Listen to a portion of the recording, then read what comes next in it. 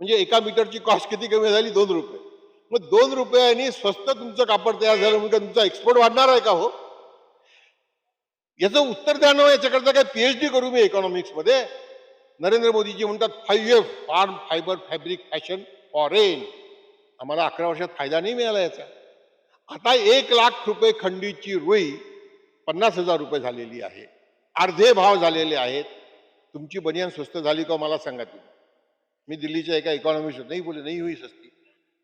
फिर मैंने आधे आधे दाम हो गए कपास के, पर भी कपड़े के दाम कम नहीं, फिर मुनाफा जा कहाँ रहा है? हाच प्रश्न आम्ही काँग्रेसला विचारला. मोदीजी 11 वर्षात तुम्ही तेच करता आहात. आमच्या मते नागनाथ गेला आणि सापनाथ राज्य करतोय. दुःख वाटतं हो, पण किती दिवस शेतकऱ्यांनी हे सहन करावं हा खरा लाख मोलाचा प्रश्न आहे. सततची नापिकी आणि कर्जबाजारीपणामुळे शेतकरी पुरता नागावला असताना सरकारकडून शेतकऱ्यांकरिता जो हमी भाव द्यायला पाहिजे तो दिला जात नाही. त्यामुळे शेतकरी पुन्हा अडचणीत सापडलेला आहे. यावरच बोलण्यासाठी आपल्यासोबत शेतकरी नेते विजय जावंदे साहेब आहेत. सर, काय सांगाल? हमी भाव मिळत नाही आहेत, शेतकरी नागावला आहे. वास्तविकता आहे. मी तुम्हाला विदर्भातले जे 3 महत्वाचे खरीपाचे पीक आहे त्याची पूर्ण माहिती सांगतो. तुरीचा हमी भाव 8,000 रुपये आहे, MSP. ती A2FL वर आहे. स्वामीनाथनांप्रमाणे C2 + 50% नाही, नाहीतर ती 30% जास्त म्हणजे 10,400 रुपये होते. पण हे 8,000 रुपये सुद्धा बाजारात मिळत नाही. आणि डाळींमध्ये स्वयंपूर्णता करणार मोदीजी स्वदेशी स्वदेशी म्हणतात. पण मी मोदीजींना पत्र लिहून म्हटलं की बाबा तुम्ही स्वदेशी म्हणता पण आम्ही विदेशी डाळ खातोय, विदेशी तेल खातोय, मग कसली स्वदेशी हो? आता का मिळत नाहीये भाव? तर ज्या मोझॅम्बिक मधनं, ज्या मालीमधनं, ज्या आफ्रिकेच्या देशामधनं, ज्या आपण ब्रह्मदेशामधनं तूर आयात करत होतो, तिथेच तुरीचे भाव पडले आहेत. त्यांना कळलं की भारतात उत्पादन वाढलंय आणि डाळी खाणारे आपणच आहोत, आणि भाव पडल्या, आपले भाव पडले. मग आता माझी माहिती अशी आहे की तिथे $450 प्रति टन तुरीचा भाव आहे, म्हणजे 5,000 रुपयाच्या आत क्विंटलवर. कशी काय आपल्याला इथे 8,000 रुपये मिळणार आहे जर सरकारने नाही खरेदी केली तर? सोयाबीन $9 प्रति बुशेल, 3.6 बुशेल म्हणजे 1 क्विंटल.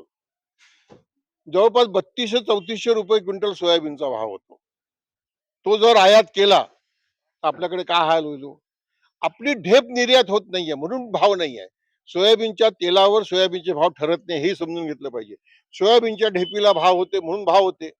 सोयाबीनची आपली ढेप जी आहे ती नॉन GM आहे म्हणून त्याला प्रीमियम होतात. तेही संपलं आता जागतिक बाजारातलं, कारण आपण कधी कधी GM आयात करतो. सोयाबीनला भाव नाही. कापूस 8,110 रुपये MSP आहे, आणि बाजारात मागच्या वर्षी 7,550 रुपये MSP असताना तो भाव मिळाला नाही. सरकारने 100 लाख गाठी कापूस खरेदी केला असं सरकारच सांगत आहे. आता 8,110 मिळणार नाही. एक गणत्रा नावाचे कापूस व्यापाऱ्यांचे नेते आहेत, त्यांचं एक स्टेटमेंट आहे 2 महिन्यापूर्वी आयात कर शून्य करण्यापूर्वी. त्यांनी असं म्हटलं होतं की यंदा शेतकऱ्यांना MSP मिळणार नाहीये, पण CCI कापूस खरेदी करू नये, आम्हाला व्यापाऱ्यांना खरेदी करू द्यावा, आणि आम्ही MSP देणार नाही, पण आम्ही जो भाव देऊ तो आणि MSP मधला जो फरक आहे, भाव फरक ज्याला भावांतर म्हणतात, ते सरकारने शेतकऱ्यांच्या खात्यात द्यावे. आता तेव्हा तर आयात कर होता हो, मग आयात कर असताना MSP मिळणार नाही हे ते म्हणाले होते. आता आयात करच नाही तर MSP कशी काय मिळणार आहे? याच्याकरता काही इकॉनॉमिक्स मध्ये PhD करण्याची गरज आहे का? मला समजत नाही. आता अशा परिस्थितीमध्ये शेतकऱ्यांनी करावं काय? आणि दुसरीकडे अतिवृष्टी आहे, कमी वृष्टी आहे, कुठे रोग आलेले आहेत, याच्यावर मोझॅक आलेला आहे सोयाबीनवर, यील्ड कमी येणार आहे, उत्पादन कमी होणार आहे, आणि भावही नाही, डबल मार आहे.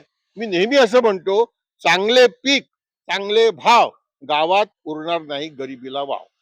हे मोदीजींकरताच आहे ना. मोदीजी म्हणतात ना, किसानों की आमदनी दुगनी करनी है, 2022 में आमदनी दुगनी करेंगे. परवा स्वामीनाथनांची 100वी पुण्यतिथी होती. दिल्लीला पुसामध्ये मोठा कार्यक्रम होता.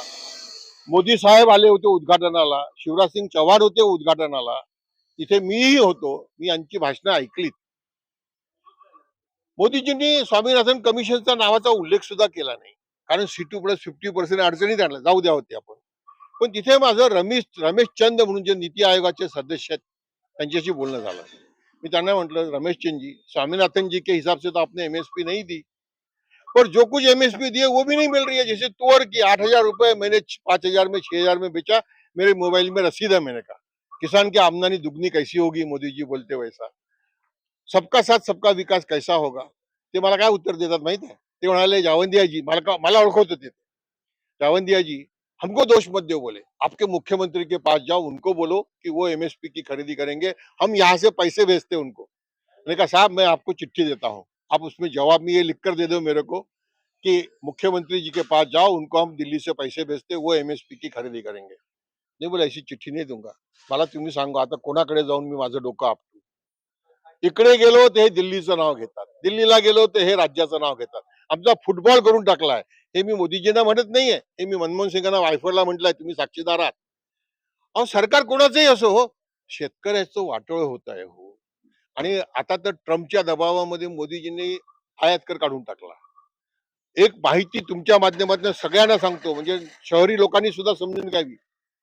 आमची कापडाची निर्यात होणार नाही, बेकारी वाढणार, कारखाने बंद होणार, म्हणून उद्योगांना, कापड उद्योगांना कापूस स्वस्त मिळावं म्हणून कापसावरचा आयात कर काढला। हा तर्क आहे की नाही? अहो पण कापसावरचा आयात कर काढल्यामुळे की अमेरिकेत आमची कापडाची निर्यात वाढणार नाही आहे हो।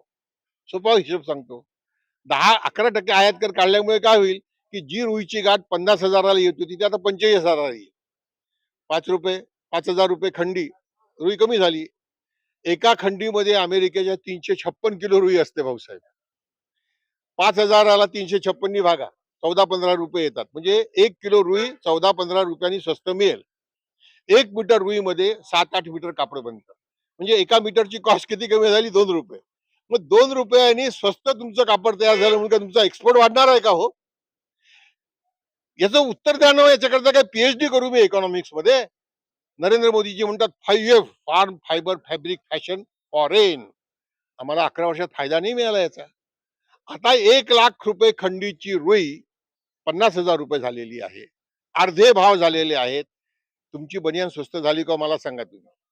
मी दिल्लीच्या एका इकॉनॉमिस्ट नाही बोले नहीं हुई सस्ती, फिर मैंने आधे आधे दाम हो गए कपास के, पर भी कपड़े के दाम कम नहीं, फिर मुनाफा जा कहाँ रहा है? हाच प्रश्न आम्ही काँग्रेसला विचारला। मोदीजी 11 वर्षात तुम्ही तेच करता आहात, आमच्या मते नागनाथ गेला आणि सापनाथ राज्य करतोय। दुःख वाटतं हो, पण किती दिवस शेतकऱ्यांनी हे सहन करावं, हा खरा लाख मोलाचा प्रश्न आहे। शेतकऱ्याच्या संदर्भात कर्जमाफीची जी मागणी होत आहे, कर्जमाफी व्हायला पाहिजे, काय सांगाल? अहो कर्जमाफी व्हायलाच पाहिजे, जर एमएसपीच मिळत नाहीये। अहो देवेंद्र फडणवीस 7-12 कोरा कोरा कोरा म्हटलं ना, आमच्या बच्चू कडूंनी उपोषण केलं, तेव्हाही प्रॉमिस केलं। अहो एमएसपी मिळत नसताना कर्ज परत कसं करायचं, जी मिनिमम सपोर्ट प्राइस आहे याचं उत्तर तरी द्यावं। मी कुठेही चाय पे चर्चा करण्याकरता भाजपच्या कोणत्याही नेत्याशी चर्चा करायला खुली याच्यात तयार आहे। आम्हाला 6,000 रुपये पीएम किसान सन्मान निधी नको आहे, 1,500 रुपये लाडली बहिणा नको आहे। अहो आम्हाला वेतन आयोगाप्रमाणे आमचं वेतन द्या ना, ते वेतन देता येईल असे शेतीमालाचे भाव द्या ना। आमची हीच मागणी आहे, जी आम्ही मनमोहन सिंगांकडे केली होती 6व्या वेतन आयोगाच्या पार्श्वभूमीवर, तीच आज आम्ही आपल्या माध्यमातून देशातल्या सगळ्या सुबुद्ध नागरिकांसमोर करतो आहे। या शेतकऱ्याला भिकारी समजू नका हो, त्याला त्याचा हक्क द्या तिजोरीतला। नक्कीच शेतकऱ्यांना भीक नको, हवे घामाचे दाम द्या, शेतकरी नेते विजय दावंदे यांनी म्हटलं आहे। नरेंद्र मोते, न्यूज 18 लोकमत, वर्धा।